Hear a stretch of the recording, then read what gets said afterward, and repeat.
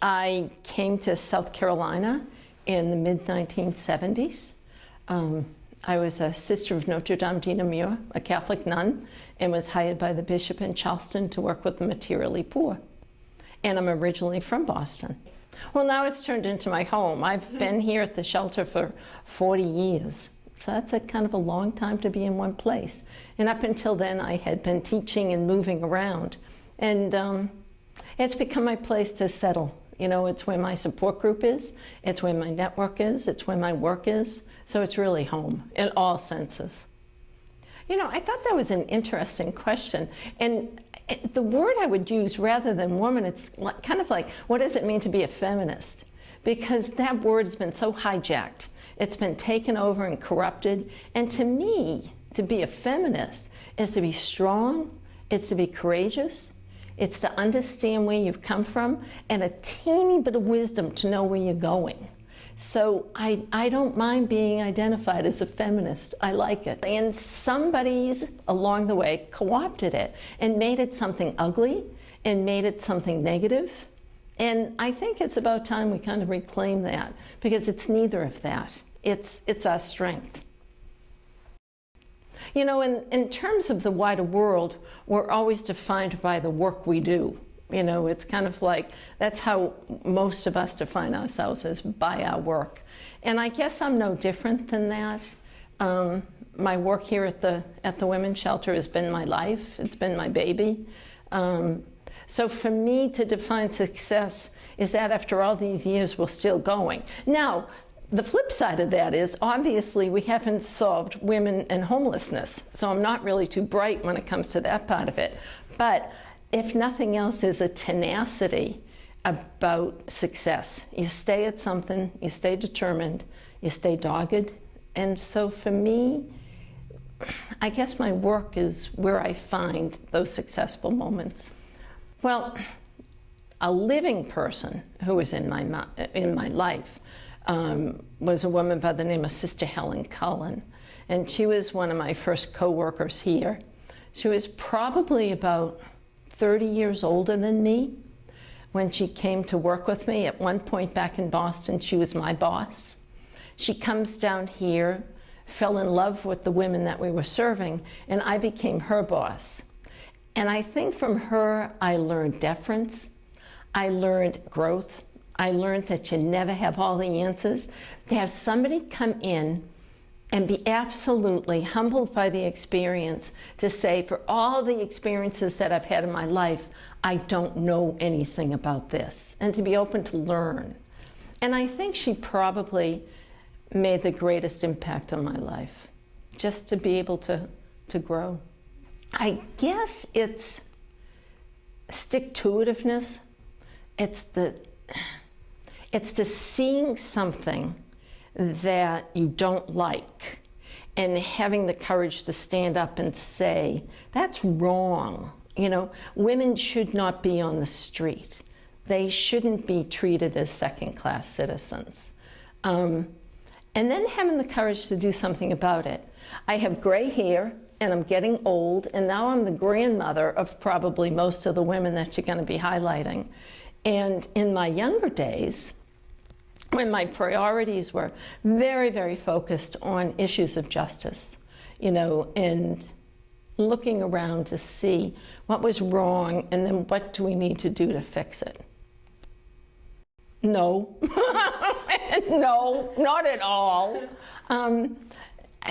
That's just so weighty to me. You know, I think we as women do what we do to the best of our ability, and then somebody else comes along and says that's who you are, or says that's what you've done. But I don't think any of us who love what we're doing, who love who we are, ever think of ourselves as anything other than Kathy Riley, or Sabrina, or whomever. I mean, we go through life, I think, most of the time, unencumbered by having weight put on us of titles. I don't know, it's funny. I'm in a lot of meetings, and I'm called the executive director of the women's shelter. But when I'm introducing myself to somebody, I just say I work at the women's shelter. It's just, it's the thing. And if you want my business card, I'd be glad to give it to you, because there's no title on it. None of us who work here have titles. Now, every once in a while, I've got to invent a title for my coworkers because some grant deserves that they want a name. But I don't know. I think it's very male-oriented to have a title. And I've often said around here, I've always wanted a feminine model of management that's much more circular, that is much more horizontal, that is much more in keeping with sharing. And oh, by the way, somebody has to be a boss on a certain day. But this vertical, hierarchy, I don't know, it's just never been something that interested me. It's just not important to me. But to say why, I don't know. I think it's kind of showy. I don't know. I don't make enough money to have a title anyway, so it doesn't make any difference. Yeah, for the long time, because our population was so vulnerable, had been so damaged by men, I really couldn't have a man around here.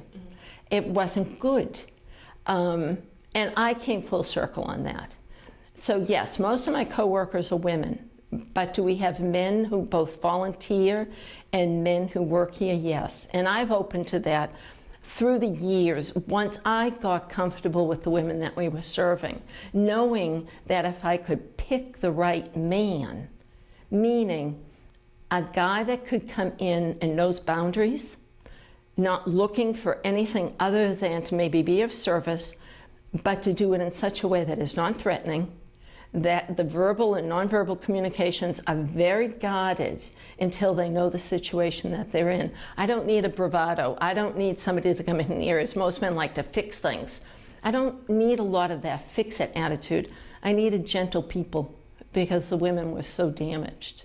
So yeah, through the years we've had men that have come and been so appropriate. And it's so good for the women, because I would say to them afterwards, what do you think of so-and-so? And they would say, I wish I could find someone like that. It struck something in them that wasn't abusive, that wasn't harsh, that was very loving and very caring, And I guess that's what we all want. But I'm extraordinarily protective of the women that we serve because they deserve it. I'm not sure. I'm in a female-dominated world of nonprofits, and particularly in sheltering, because a lot of your MSWs are women. You don't make a lot of money. You go into this for service usually. It's not the kind of work that attracts a lot of guys. So I haven't had any bad interactions, with the few men that I've met within the nonprofit community. I think it's just the world we live in. Most women are called to those service jobs, the teaching, the professions that require a whole lot of empathy and compassion.